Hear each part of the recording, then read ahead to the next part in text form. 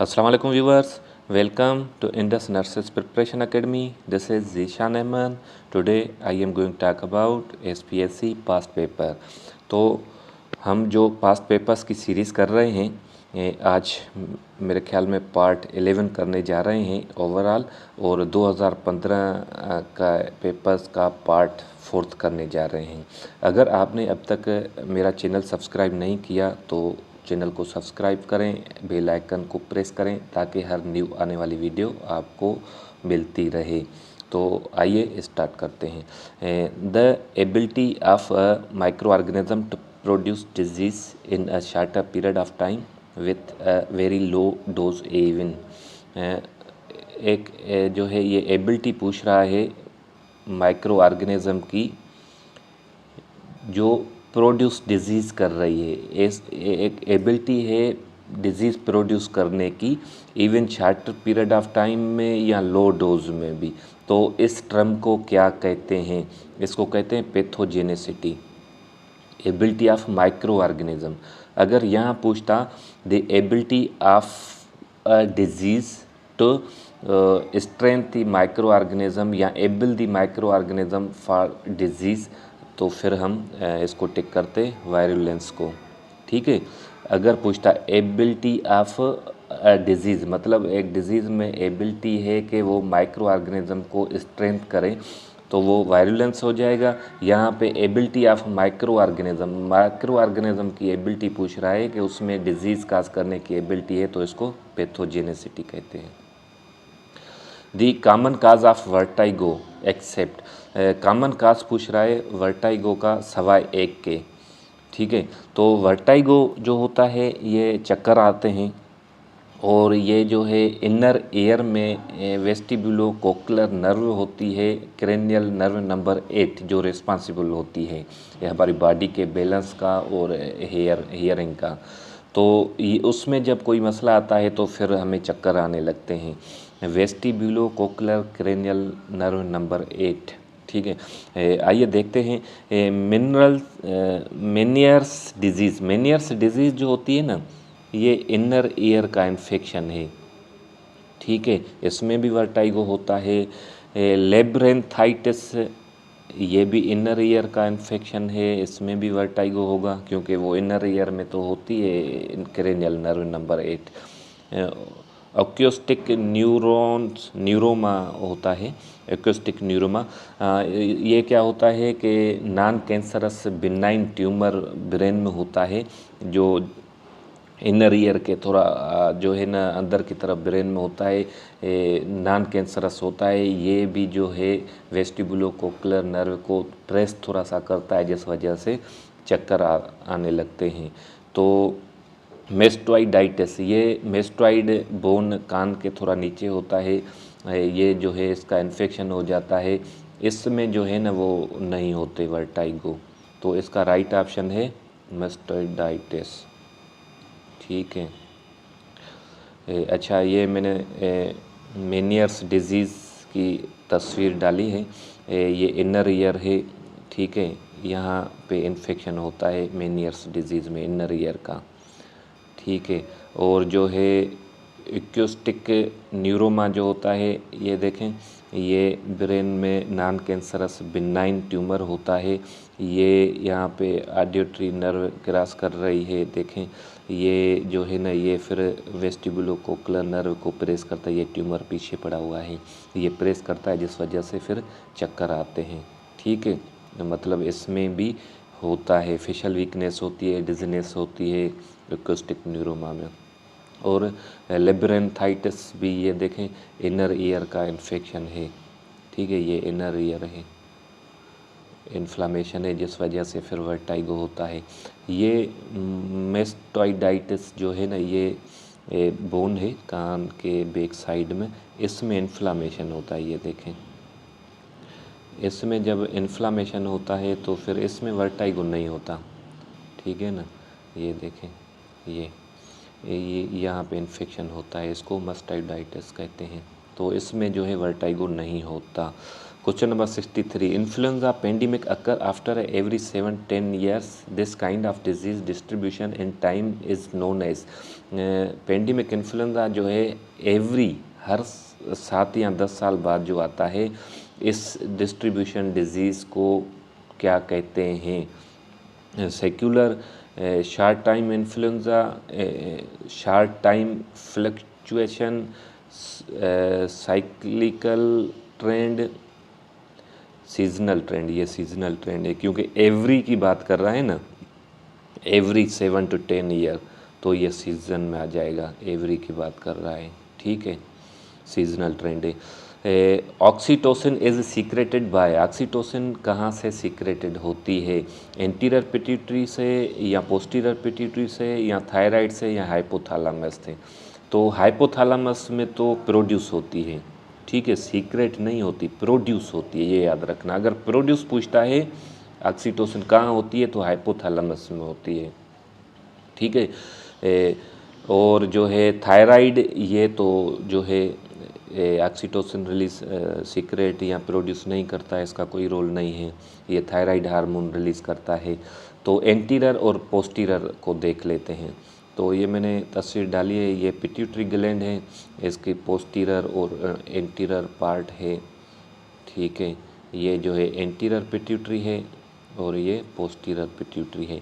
तो posterior pituitary से जो है ऑक्सीटोसिन और वेजोप्रेशन, वेजोप्रेशन जो हार्मोन है, इसको एडीएच भी कहते हैं, एंटी डायूरेटिक हार्मोन भी कहते हैं।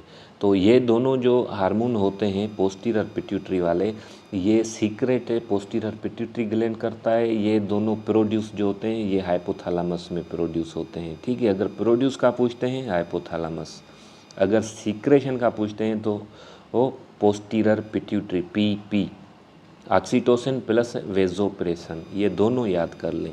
बाकी एंटीरियर को देख लें, थायराइड स्टिमुलेटिंग हार्मोन है, एडिनोकार्टिकोट्रोपिक हार्मोन है, ल्यूटीजिंग हार्मोन है, फोलिक स्टिमुलेटिंग हार्मोन है, ग्रोथ हार्मोन है, प्रोलैक्टिन हार्मोन है। ये सारे एंटीरियर पिट्यूटरी ग्लैंड में प्रोड्यूस भी होते हैं और सीक्रेशन भी होती है एंटीरियर पिट्यूटरी से। बाकी सिर्फ दो जो होते हैं वो पोस्टीरियर पिट्यूटरी से होते हैं, पीपी से। Soma is part of, question number 65, Soma किसका पार्ट है? न्यूरॉन का, मसल्स फाइबर का, कनेक्टिव टिश्यू का और एपिथेलियल टिश्यू का? तो सोमा जो पार्ट है वो है न्यूरॉन का, ठीक है, ये न्यूरॉन का पार्ट है सोमा। अच्छा, impersonal health care include all, impersonal health care जो है वो इंक्लूड ऑल एक्सेप्ट, मतलब नीचे जो दिए गए ऑप्शन है इनमें से एक में से नहीं है इम्पर्सनल हेल्थ केयर। तो मेंटल हेल्थ केयर, ठीक है, मेंटल एंड चाइल्ड हेल्थ ये इम्पर्सनल है, ऑक्यूपेशनल भी इम्पर्सनल है, स्कूल हेल्थ भी इम्पर्सनल है, जो वाटर सप्लाई है ना ये नहीं है इम्पर्सनल, ठीक है। तो इसका राइट ऑप्शन जो होगा ये वाटर सप्लाई होगा, ठीक है। The integrity principles, ethics, meaning and purpose in life are said to be, integrity जो है एक प्रिंसिपल्स में, इथिक्स में और meaning and purpose of life में, इसको क्या कहते हैं, ये क्या है?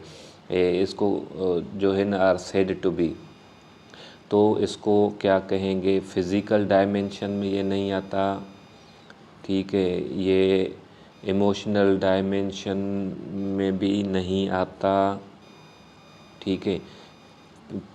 प्रिंसिपल्स, इथिक्स और जो है meaning and purpose in life, ये स्पिरिचुअल पर्पस ऑफ लाइफ, जैसे हमारा इस्लामिक स्पिरिचुअल डायमेंशन है ना, तो पर्पस ऑफ लाइफ है कि हमें जो है ना अच्छे काम करने, झूठ नहीं बोलना, मतलब ये पर्पस ऑफ लाइफ है ना, नमाज़ पढ़नी है, रोज़ा रखना है और यहाँ से कामयाब होके जाना है, तो स्पिरिचुअल डायमेंशन है ये।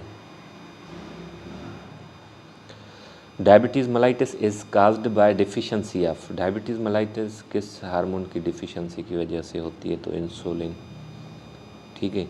थायरोक्सिन की डिफिशिएंसी की वजह से हाइपोथायराइडिज्म होती है, कैल्सिटोनिन की डिफिशिएंसी की वजह से हाइपोकैल्सीमिया होता है, ये कैल्शियम जो है ना कम हो जाती है, कैल्सिटोनिन हार्मोन अगर कम हो जाए, और स्प्लीन तो आर्गन है, ये हार्मोन नहीं है। Vesico vaginal fistula abnormal communication between, vesico vaginal fistula जो होता है इसमें क्या होता है, एबनॉर्मल कम्युनिकेशन होती है किसके बीच में, तो वो है bladder and vagina, incontinence, urine हो जाता है। ये जो है ना इसके गायनाकोलॉजी का साइड इफ़ेक्ट होता है। इसमें जो है ना ब्लेडर और वेजाइना का जो राब्ता बीच में जो वो उनकी लेयर होती है वो ख़त्म हो जाती है, फिस्टुला बन जाता है, तो वो एबनॉर्मल कम्युनिकेशन हो जाती है इनके बीच में। Disinfection of living tissue is called, living tissue पे जो डिसइंफेक्शन करते हैं उसको क्या कहते हैं, एंटीसेप्टिक। और जो नॉन लिविंग थिंग पे जो हम डिसइंफेक्शन करते हैं तो उस को क्या कहते हैं, डिसइंफेक्टेंट उसको कहते हैं। जैसे जो है फिनाइल है और ब्लीच है, ठीक है, ये जो हम फ्लोर पे यूज़ करते हैं तो वो नॉन लिविंग थिंग पे यूज़ करते हैं ना डिसइंफेक्शन के लिए, तो वो डिसइंफेक्टेंट उसको कहते हैं। और जो हम अपनी लिविंग थिंग्स टिश्यू पे यूज़ करते हैं जैसे डिटोल है, पायोडीन है, सोप है, तो ये एंटीसेप्टिक्स में आ जाते हैं। All are early manifestation of shock except, नीचे जो दिए गए हैं सब जो है ना अर्ली मैनिफेस्टेशन है शॉक के, एक्सेप्ट सवाए एक के। तो decrease in blood pressure decrease होगा, ठीक है, अर्ली मैनिफेस्टेशन है शॉक की। अच्छा, रैपिड वीक पल्स, हाँ ठीक है, ये भी जो है वीक पल्स होगी, रैपिड होगी अगर शॉक पेशेंट जा रहा होता है। तो मॉइस्ट कोल्ड स्किन भी होती है। डिक्रीन यूरिनेशन, ये अर्ली नहीं है, ये बाद में फिर डिक्रीज़ होता है, यूरिनेशन टाइम लग जाता है, लेकिन अर्ली ये तीनों साइन जो है ना बाकी ये राइट हैं, ये अर्ली होती हैं, ठीक है। कोई एक अगर अभी पूछ लेता है इस न्यू एग्ज़ाम में तो अर्ली मैनिफेस्टेशन ऑफ शॉक, एक कोई यहाँ से साइन दे दे तो ये याद रख लें। रैपिड वीक पल्स भी अर्ली मैनिफेस्टेशन है, मॉइस्ट कोल्ड स्किन भी है, डिक्रीज़ इन ब्लड प्रेशर भी अर्ली मैनिफेस्टेशन है शॉक की। Which of the following is not a fat soluble vitamin, fat soluble vitamin कौन सी नीचे दिए गए ये विटामिन में से नहीं है, तो विटामिन ए फैट सॉल्युबल है, डी भी फैट सॉल्युबल है, ई भी फैट सॉल्युबल है, सी जो है ना ये वाटर सॉल्युबल है। वाटर सॉल्युबल सिर्फ दो हैं, विटामिन सी और विटामिन बी, बाकी जो है फैट सॉल्युबल है, ठीक है। तो इसका राइट आंसर है सी, ये वाटर सॉल्युबल है। प्रिवेंट ऑफ द इमरजेंस और development of risk factor in country और population group is not yet appeared is known as, prevention आप कर रहे हैं इमरजेंस और development of risk factor, risk factor आने से पहले उसको जो है आप जो है प्रिवेंट कर रहे हैं मुल्क में या पॉपुलेशन में या ग्रुप में जो अभी तक रिस्क आई नहीं है।